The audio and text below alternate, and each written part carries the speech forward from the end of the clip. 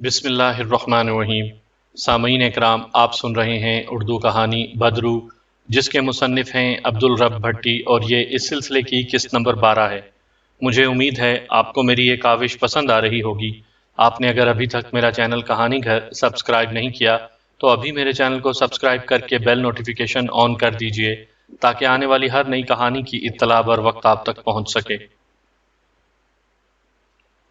رات کے 12 بجے کا وقت تھا۔ ہر سو گہرا سناٹا طاری تھا۔ سردی بھی کڑاکے کی پڑ رہی تھی۔ تاریک فضا پر گہری قہر چھائی ہوئی تھی۔ محض چند گز کے فاصلے سے زیادہ کچھ دکھائی نہ دیتا تھا۔ اندھیری کوٹھی پر گہرا سکوت طاری تھا۔ اس کے گیٹ کے دونوں سنگی ستونوں پر دودیا گلوب روشن تھے۔ پولیس والوں کے لیے کوٹھی کے اندر گیٹ کے پاس ہی ایک چھوٹا سا گارڈ کیبن بنا دیا گیا۔ ان چاروں نے آپس میں یہ شبینہ ڈیوٹی بانٹ لی تھی۔ شروع کے 4 گھنٹے پہلے 2 سپاہی گیٹ کے باہر گشت کرتے تھے، جبکہ باقی 2 اندر گارڈ کیبن میں سوتے تھے۔ 4 گھنٹے پورے کرنے کے بعد ان کے ساتھی انہیں جگا کر خود سو جاتے۔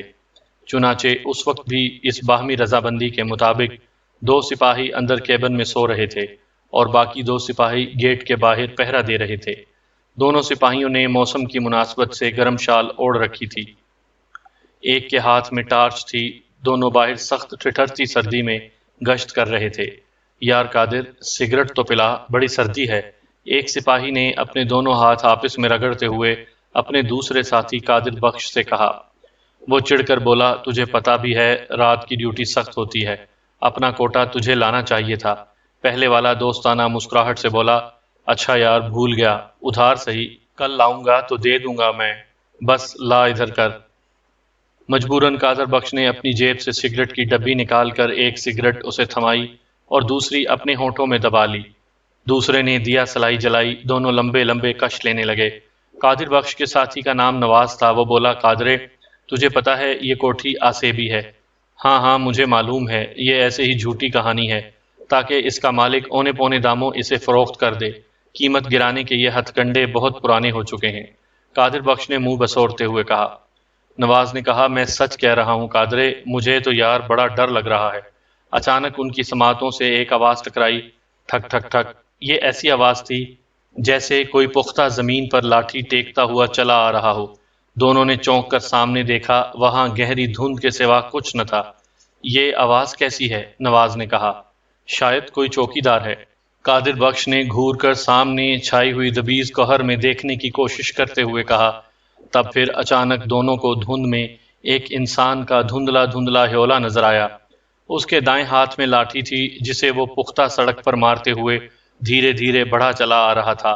دونوں دم بخود سے اسے دیکھنے لگے۔ جب وہ انسانی ہیولا دھند کی دبیز تہ سے پوری طرح نکل آیا تو وہ دونوں ٹھٹکے۔ اس کا سر نظر نہیں آ رہا تھا۔ پہلے وہ یہی سمجھے کہ شاید دھند کی وجہ سے ایسا ہے، مگر جب وہ لاٹھی بدست شخص ان کے پاس بالکل قریب آ کر کھڑا ہو گیا تو دونوں کے مارے دہشت کے چیخیں نکل گئیں اور وہ تھر تھر کانپنے لگے۔ اس شخص کا سر ہی غائب تھا۔ نواز تو بھاگ کھڑا ہوا، جبکہ قادر بخش نے ذرا ہمت سے کام لے کر اپنی رائفل اس سرکٹے انسان پر تان لی۔ سرکٹا بڑی پھرتی کے ساتھ اسی سمت آن کھڑا ہوا جس رخ پر اس کا ساتھی نواز دہشت زدہ ہو کر دوڑا تھا۔ قادر بخش نے بھی گھبرا کر اپنا رخ موڑا اور سرکٹے پر گولی چلا دی۔ رات کے سناٹے میں ایک انسانی چیخ ابھری۔ قادر بخش یہی سمجھا کہ سرکٹے کو گولی لگ گئی ہے، مگر گولی سرکٹے کے جسم سے پار ہو کر دوڑتے ہوئے سپاہی نواز کی کمر میں پیوست ہو گئی تھی۔ وہ تیورا کر گرا تھا۔ سرکٹا، جو در حقیقت جعفر موس کی بدروحی تھی، اپنا گل کھلانے کے بعد غائب ہو چکی تھی۔ قادر بخش کے جب ہوش ٹھکانے آئے تو اس کے ہاتھ پاؤں پھول گئے۔ وہ بدحواسی کے عالم میں دوڑتا ہوا اپنے زمین بوس پڑے ساتھی نواز کے قریب پہنچا۔ اسی اثناء میں گولی چلنے کے دھماکے سے باقی 2 سپاہی بھی جاگ چکے تھے۔ نواز بے سدھ پڑا تھا، اس کی کمر سے خون بہے جا رہا تھا اور وہ مر چکا تھا۔ قبرستان میں ہو کا عالم تھا۔ شہید نیک شاہ کی باتیں سننے کے بعد ناصر اور ساجد کے چہروں پر جوش مترشح تھا۔ دور مشرق کی سمت پوپ ہٹنے والی تھی۔ دونوں نے ذرا دیر رک کر آپس میں صلاح مشورہ کیا اور پھر آبادی کی طرف بڑھ گئے۔ انہوں نے یہی طے کیا تھا کہ سانسیوں اور آگرم والوں سے جنگ کیے بغیر سب سے پہلے چمائی کے مندر میں موجود جعفر موس کے بت کو پاش پاش کریں۔ بصورت دیگر انہیں اگر سانسیوں اور آگرم والوں سے جنگ بھی لڑنا پڑی تو وہ پیچھے نہیں ہٹیں گے۔ ان کے ساتھ ایک مشکل یہ تھی کہ ساجد نابینا تھا، جبکہ جعفر موس کے بت کو صرف ساجد ہی پاش پاش کر سکتا تھا، کیونکہ وہ شہید نیک شاہ کے خاندان سے تعلق رکھتا تھا۔ بہر طور دونوں اللہ کا نام لے کر آبادی کی طرف چل پڑے۔ ہاں، انہوں نے کھیتوں میں کام کرتے ہوئے ایک مقامی شخص سے ڈھوک پورا کے بارے میں معلومات حاصل کیں کہ وہ کس طرف ہے، نیز وہاں تک انہیں پہنچانے کے لیے کوئی سواری مل سکتی تھی۔ اس شخص نے بتایا کہ ذرا دیر بعد شاہ پور سے ایک لاری آئے گی جو بھیراں سے ہوتی ہوئی سکھ پل جائے گی۔ وہاں سے وہ ڈھوک پورا 90 کلومیٹر کے فاصلے پر ہے، اور وہاں سے انہیں سیدھی ڈھوک پورا جانے کے لیے ایک اور سواری مل جائے گی۔ دونوں کو بھوک پیاس بھی ستا رہی تھی۔ کل رات سے انہوں نے کچھ نہیں کھایا تھا، اس لیے انہوں نے سب سے پہلے ہوٹل کا پتہ پوچھا اور ایک چھپر نما ہوٹل پر پہنچ کر شکم سیری کی۔ شاہ پور سے آنے والی لاری بھی وہیں رکتی تھی۔ ذرا دیر بعد لاری آ گئی، دونوں اس میں سوار ہو گئے۔ 15 منٹ بعد لاری سکھ پل کی طرف روانہ ہو گئی۔ مضافاتی اور دیہاتی راستوں پر سفر کرتی ہوئی لاری کئی چھوٹے چھوٹے گاؤں اور بستیوں میں رکتی رہی، اور رات گئے انہیں سکھ پل اترنا نصیب ہوا۔ سکھ پل ایک دریا پر تھا جسے پار کرنے کے بعد آبادی شروع ہو جاتی تھی۔ غالباً اسی وجہ سے اس گاؤں کا نام سکھ پل رکھا گیا تھا۔ ساجد اور ناصر لاری سے اترے تو انہوں نے سکھ کا سانس لیا، کیونکہ یہ ایک اچھا خاصا بڑا دیہی علاقہ تھا۔ یہاں انہیں ایک سرائے بھی مل گئی۔ رات انہوں نے وہیں بسر کرنے کا سوچا۔ وہ سرائے میں داخل ہوئے۔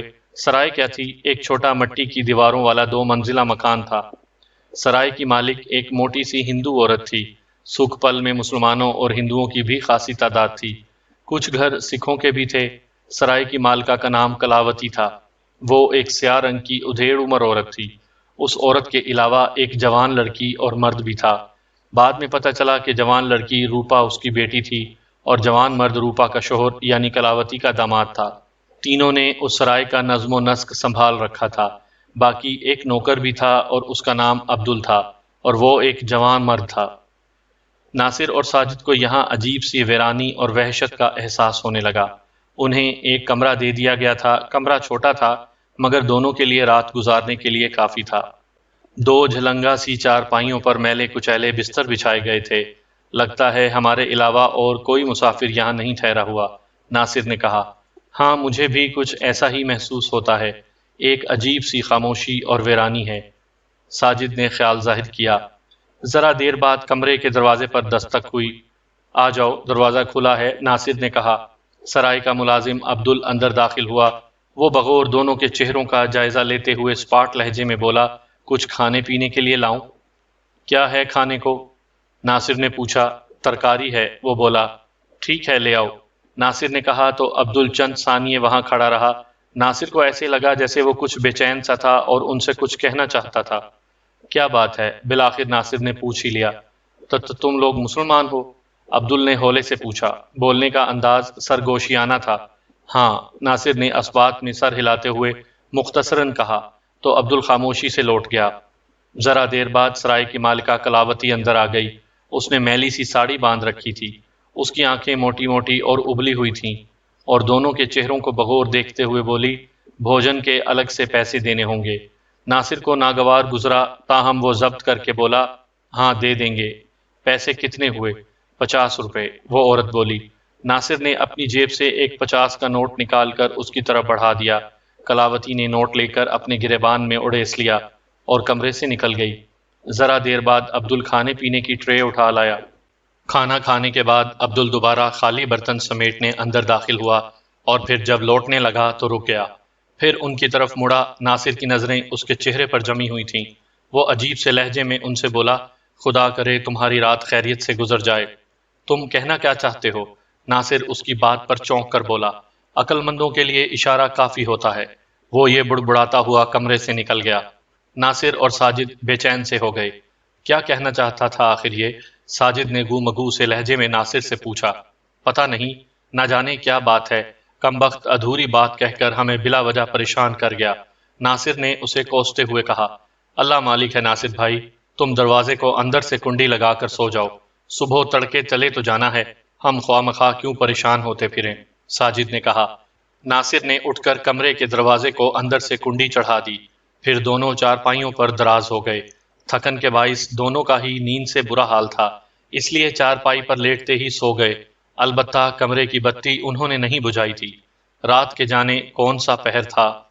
اچانک ناصر کی آنکھ کھلی۔ اس کا دل جانے کیوں تیز تیز دھڑک رہا تھا۔ وہ فوراً اٹھ کر بیٹھ گیا۔ کمرے کی بتی روشن تھی۔ ناصر کی سمجھ میں نہیں آ رہا تھا کہ اس کی آنکھ کس وجہ سے کھلی تھی۔ اس نے برابر والی چارپائی پر ساجد کو گہری نیند میں سوئے ہوئے پایا۔ اچانک دروازے کے باہر ہلکی سی آہٹ سی ابھری۔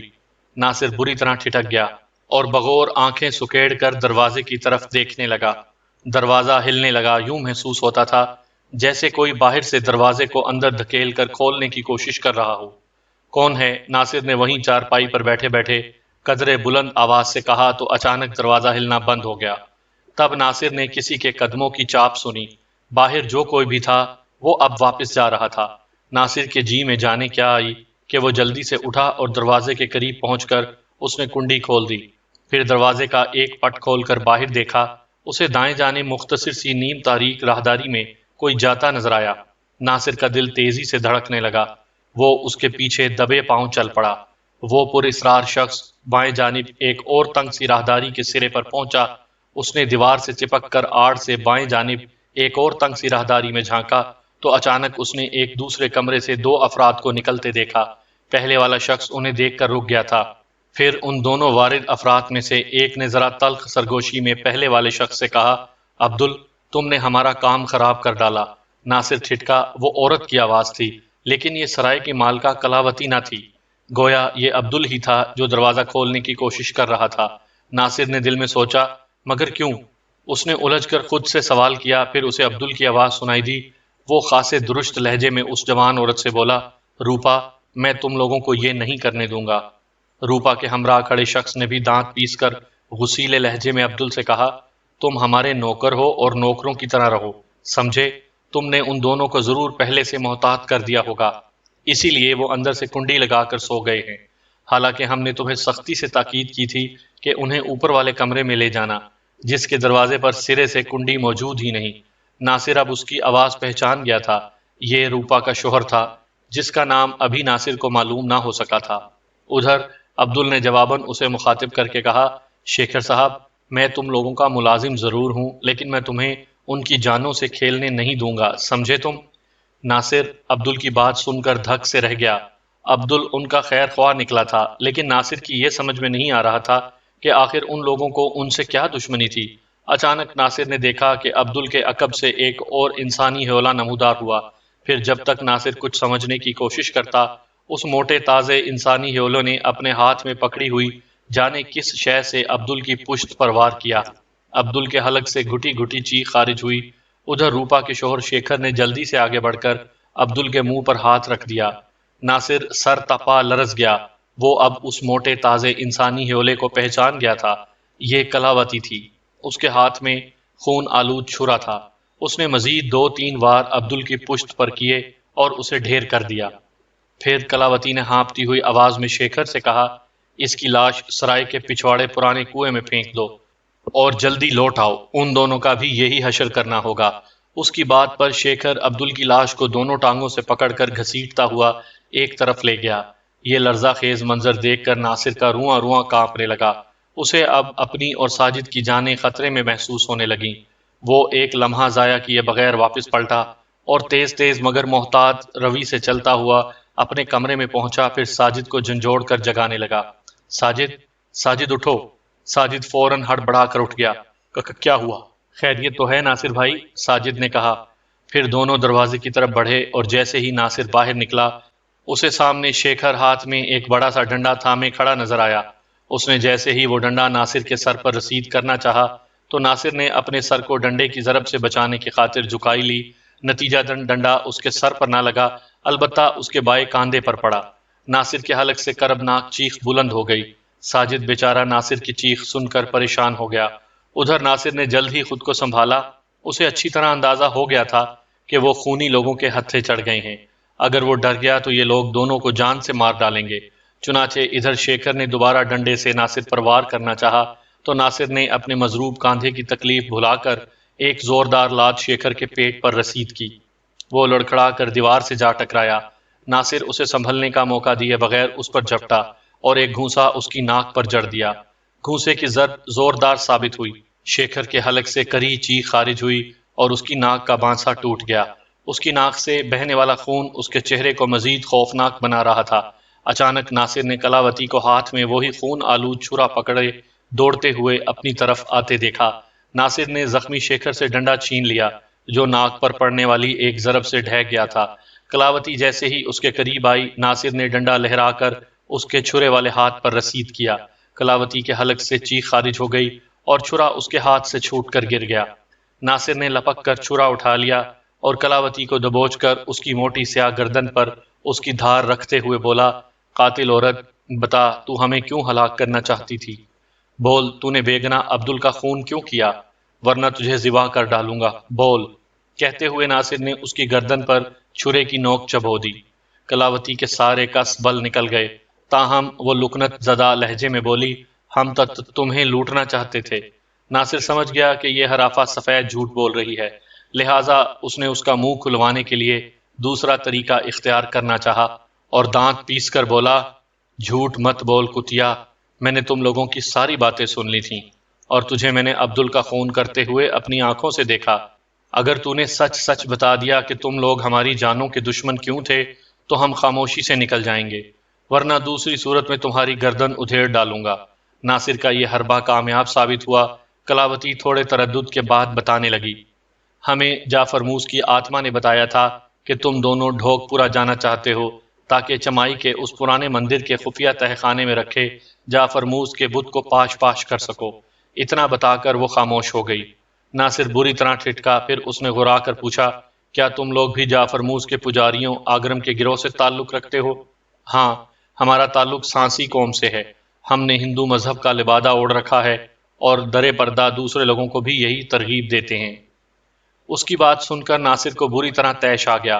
اس کا جی چاہا کہ اس شیطان کی پجاری کو ذبح کر دے جو بھٹکے ہوئے لوگوں کو اپنے گروہ میں شامل کرنے کا گھناؤنا اور مکروہ عمل کر رہی تھی، مگر وہ اس کے گندے خون سے اپنے ہاتھ خراب نہیں کرنا چاہتا تھا۔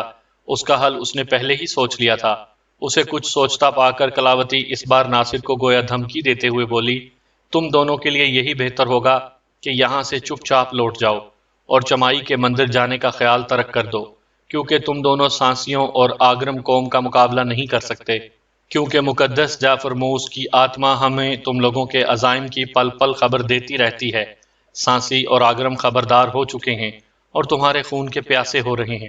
تم دونوں کو ڈھوک پورا پہنچتے ہی جان سے مار دیا جائے گا۔ ناصر کو اس کی دھمکی پر غصہ تو بہت آیا، تاہم اس نے چالاکی سے کام لے کر کہا، اگر یہ بات ہے تو ہمیں واقعی اپنی جانوں کی پرواہ کرنا چاہیے۔ ویسے سانسیوں اور آگرموں کی تعداد کتنی ہے؟ کلاوتی غرور میں آ کر بتانے لگی تھی، یوں تو اب ہماری قوم تقریباً ختم ہو چکی ہے اور آگرم کے نام سے ایک چھوٹے گروہ تک ہی محدود ہو گئی ہے۔ گنتی کے چند لوگ ہیں، مگر جتنے بھی ہیں وہ سب کے سب کالے علم کے ماہر ہیں۔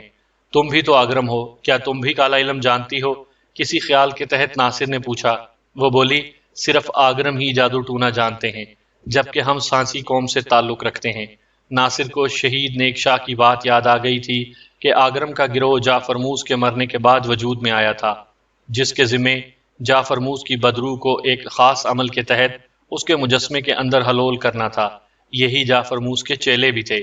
یہ معلومات حاصل کرنے کے بعد ناصر نے کلاوتی اور بے ہوش شیکھر کو ایک کمرے میں لے جا کر چارپائی کی پائنتی والی رسی سے دونوں کے ہاتھ پاؤں باندھ کر انہیں بند کر کے باہر سے کنڈی چڑھا دی، اور پھر شیکھر کی بیوی روپا کو تلاش کر کے اسے دوسرے کمرے میں اسی طرح ڈال کر بند کر دیا، اور دونوں اس منحوس سرائے سے باہر آ گئے۔ صبح کاذب کی روشنی چاروں طرف پھیلنے لگی تھی۔ ناصر اور ساجد گاؤں کے سرپنچ سے ملے اور اسے صرف عبدل کے قتل کی حد تک یا ایک مسافر کی حیثیت سے ساری روداد بتا ڈالی۔ ساتھ ہی سرائے کے پچھواڑے اس پرانے کنویں کی بھی نشاندہی کر دی جس کے اندر بے گناہ عبدل کو قتل کر کے اس کی لاش پھینک دی گئی تھی۔ گاؤں کا سرپنچ بھلا مانس تھا۔ اس نے اسی وقت اپنے آدمیوں کے ذریعے کارروائی کی اور ساتھ ہی متعلقہ تھانے کے انچارج کو بھی اطلاع دے دی۔ کلاوتی، شیکھر اور روپا کی گرفتاری کی تسلی کے بعد ساجد اور ناصر ڈھوک پورا جانے والی لاری میں سوار ہو گئے۔ ڈھوک پورا لاری سپہر کے قریب پہنچ گئی تھی۔ لاری سے اترنے کے بعد ساجد نے ناصر سے سرگوشی میں کہا، ناصر بھائی، ہمیں اب یہاں محتاط رہنے کی ضرورت ہوگی، کیونکہ جا فرموز کے چیلوں آگرموں کو ہمارے عزائم کے بارے میں علم ہو چکا ہے۔ تم فکر نہ کرو ساجد، اللہ نے ہمیں اپنی منزل کے قریب ترین پہنچا دیا ہے، وہ آگے بھی ضرور ہماری مدد کرے گا۔ ناصر نے ازراہ تشفی کہا۔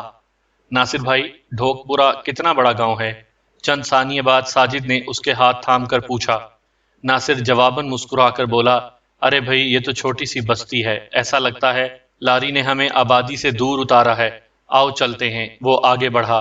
ساجد نے پوچھا، ہمیں چمائی کے مندر کے بارے میں کون بتائے گا؟ ناصر نے چلتے چلتے کہا، کسی سے پوچھ کر دیکھ لیتے ہیں، کوئی نہ کوئی تو بتا ہی دے گا۔ دونوں چلتے رہے، سامنے کچھ گھروں کا سلسلہ نظر آ گیا۔ وہ اس سمت اب تیز تیز قدموں سے بڑھنے لگے۔ سپہر کے بعد شام کا اندھیرا پھیلنے لگا تھا، اور وہ دونوں اندھیرا پھیلنے سے پہلے پہلے آبادی تک پہنچ جانا چاہتے تھے۔ آبادی تک پہنچتے پہنچتے انہیں شام نے آ لیا۔ ایک مقامی شخص کو روک کر ناصر نے اس سے چمائی کے مندر کے بارے میں پوچھا تو وہ نفی میں سر ہلا کر عجیب سے لہجے میں بولا، ہم نے تو کبھی اس نام کا مندر نہیں سنا۔ ہاں، دو ایک مندر ہیں تو صحیح، وہ رہے سامنے، مگر ان کا نام چمائی نہیں ہے۔ ناصر اور ساجد دونوں تیز تیز قدموں سے مذکورہ مندروں تک پہنچے، لیکن وہاں انہیں کوئی غیر معمولی بات محسوس نہ ہوئی۔ گیروے رنگ کی دھوتی اور بنیان پہنے ایک پجاری نے ان سے پوچھا، کون ہو تم لوگ؟ کیا یہاں رات بسر کرنا چاہتے ہو؟ ہمیں چمائی کے مندر کی تلاش ہے، ہم وہاں جانا چاہتے ہیں۔ ناصر نے اس سے کہا، چمائی کا مندر؟ پجاری الجھے ہوئے انداز میں بڑبڑایا، پھر جیسے اسے یاد آ گیا اور بولا، کہیں تم اس مندر کی بات تو نہیں کر رہے جو اب بالکل ویران اور کھنڈر میں تبدیل ہو چکا ہے؟ ہاں ہاں مہاراج، ہم اسی مندر ہی کی بات کر رہے ہیں، ناصر نے امید بھرے لہجے میں جلدی سے کہا۔ وہ پجاری بغور دونوں کے چہروں کا جائزہ لیتے ہوئے بولا، آخر تم لوگوں کو اتنے صدیوں پرانے مندر میں کیا لینا ہے؟ اگر تم یہ سمجھتے ہو کہ وہاں سونا دفن ہے تو اسی وقت لوٹ جاؤ، وہاں تمہیں کچھ نہیں ملے گا سوائے کتے، بلیوں اور چمگادڑوں کے۔ مہاراج، آپ کو غلط فہمی ہوئی ہے، ہم دراصل پرانے مندروں کی تاریخ لکھنا چاہتے ہیں، ہم ایک اخبار سے تعلق رکھتے ہیں۔ ناصر نے بات بنانے کی کوشش کی، آپ کی بڑی مہربانی ہوگی کہ آپ ہمیں اس مندر کا راستہ بتا دیں۔ تمہارا نام کیا ہے اور یہ تمہارا ساتھی اندھا ہے کیا؟ پجاری نے ساجد کو دیکھ کر پوچھا۔ ناصر کو اس سے اب بیزاری ہونے لگی تھی۔ اس نے کہا، ہاں، یہ بیچارہ دیکھ نہیں سکتا، ایک حادثے میں اس کی آنکھیں ضائع ہو گئی تھی۔ تم نے اپنے نام نہیں بتائے۔ اس نے اب کی بات دونوں کو تشکیک بھری نظروں سے گھور کر اپنا سوال دہرایا تو ناصر نے دروغ گوئی سے کام لیتے ہوئے اپنے اور ساجد کے غلط نام بتائے۔ وہ بولا، میرا نام ارجن ہے اور میرا دوست وکرم ہے۔ پجاری نے ایک لمبا ہنکارا بھرا اور پھر ہاتھ کے اشارے سے ایک جانب دیکھتے ہوئے بتانے لگا، وہ سامنے چائے کے کھیت دیکھ رہے ہو؟ ان کے درمیان میں ایک بل کھاتا کچا راستہ جا رہا ہے، اس پر چلے جاؤ، یہ راستہ اسی پرانے مندر پر ختم ہوگا۔ پجاری اتنا بتا کے مندر کی سیڑھیوں سے واپس لوٹ گیا۔ وہ دونوں مندر کے باہر کھڑے ہو گئے۔ انہیں اتنا تو معلوم تھا کہ چمائی کا مندر ڈھوک پورا کی آبادی سے چند میل دور ایک ویران جنگل میں تھا، ورنہ وہ اس مندر کو دیکھ کر دھوکہ کھا سکتے تھے۔ بہرطور وہ دونوں پجاری کے بتائے ہوئے راستے پر چل پڑے۔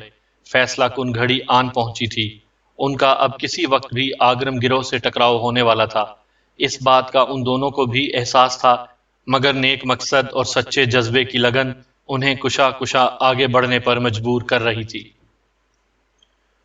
نواز نامی سپاہی کی ہلاکت نے پورے محلے میں سنسنی پھیلا دی تھی۔ اس کے دوسرے ساتھی سپاہی قادر بخش کو گرفتار کر لیا گیا تھا۔ اس نے چیخ چیخ کر اپنی صفائی میں یہ کہنا چاہا تھا کہ اس کی نواز سے کوئی دشمنی نہ تھی، بلکہ اس نے سر کٹے پر گولی چلائی تھی، مگر لوگ یہی سمجھ رہے تھے کہ قادر بخش نے ان پر اسرار حالات سے فائدہ اٹھا کر نواز کے ساتھ اپنی دشمنی نکالی تھی۔ اسے گرفتار کرنے کے بعد تفتیش شروع کر دی گئی تھی۔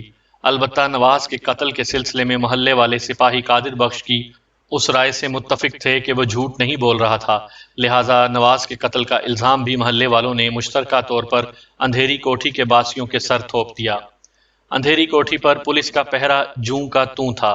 محلے کے چند لوگوں نے ان پولیس والوں کے کان بھی بھرنے کی کوشش کی کہ وہ اپنی جانیں خطرے میں نہ ڈالیں اور یہاں سے چلے جائیں۔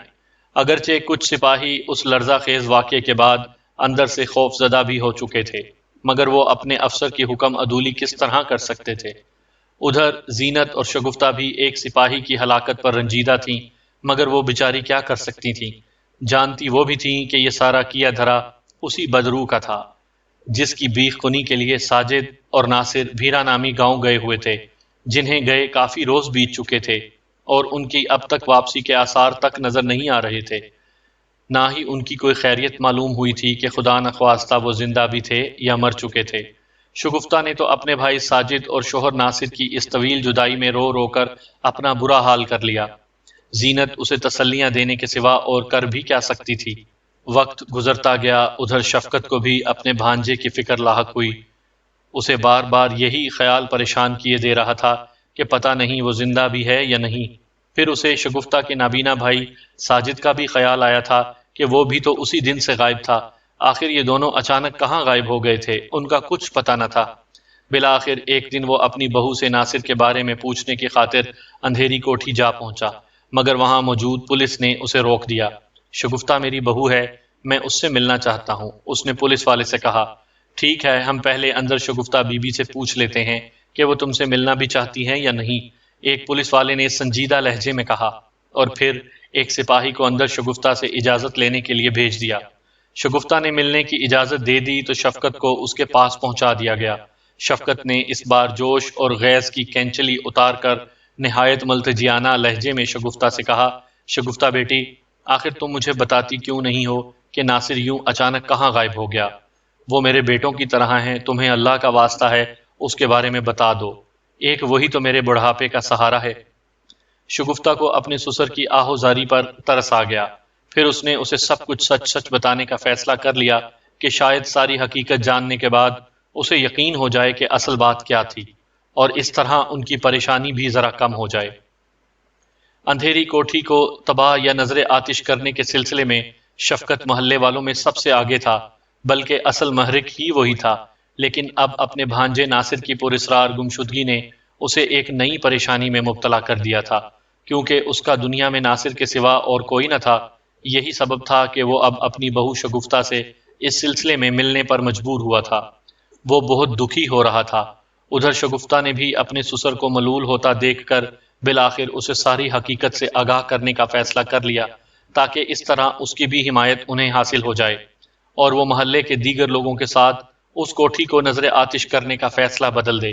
چنانچہ شگفتہ نے اسے ساری حقیقت سے آگاہ کر دیا، اور یہ بھی بتا دیا کہ ناصر اور اس کا بھائی ساجد ٹاہلی والے بابا کے کہنے کے مطابق اس بدروح کا ہمیشہ کے لیے قصہ نمٹانے کے لیے ایک طویل اور پرخطر مہم پر روانہ ہو چکے ہیں۔ اپنی بہو شگفتہ کی ساری کتھا سننے کے بعد شفقت چند ثانیے کی گہری اور پرسوچ خاموشی میں مستغرق ہو گیا۔ پلیز، ہم پہلے ہی بہت پریشان ہیں، ہمیں آپ کی مدد کی ضرورت ہے، خدا کے لیے آپ اس کوٹھی کو تباہ کرنے کا خیال اپنے دل سے نکال دیں۔ اگر ایسا ہو گیا تو نہ صرف ہماری ساری محنت اکارت چلی جائے گی، بلکہ وہ بدروح بھی ہمارے بعد دوسرے بے گناہ لوگوں کی زندگی اجیرن کر دے گی، پھر نہ ہم اس کی شر سے بچ پائیں گے نہ آپ سب لوگ۔ شگفتہ نے اسے آنے والے خطرے سے آگاہ کر دیا۔ شفقت اب پہلی بار اپنے مزاج سے ہٹ کر کچھ سوچنے پر مجبور ہو گیا تھا۔ جو بپتا شگفتہ نے بڑی تفصیل کے ساتھ اسے سنائی تھی، پہلے پہل تو اسے ان باتوں پر یقین ہی نہ آیا تھا، لیکن گزشتہ حالات کے تناظر میں باریک بینی سے جائزہ لینے کے بعد شفقت کو یقین ہونے لگا تھا کہ اس کی بہو شگفتہ ہرگز جھوٹ نہیں بول رہی، کیونکہ ناصر کے ساتھ اس کے اپنے نابینا بھائی ساجد کی زندگی بھی داؤ پر لگی ہوئی تھی۔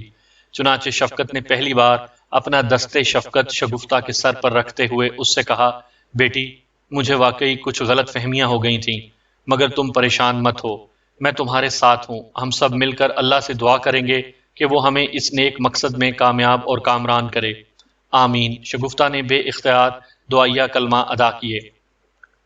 وہ بہت خوش تھی۔ میں محلے والوں کو اس سلسلے میں اعتماد میں لینے کی کوشش کروں گا، خدا کرے ناصر اور ساجد بہت جلد خیریت اور کامیابی سے لوٹ آئیں۔ اس نے شگفتہ کو تسلی دی تو بے اختیار شگفتہ نے اپنا سر ان کے شانے سے لگا دیا، اور شفقت ملائمت سے اس کے سر پر ہاتھ پھیرنے لگا۔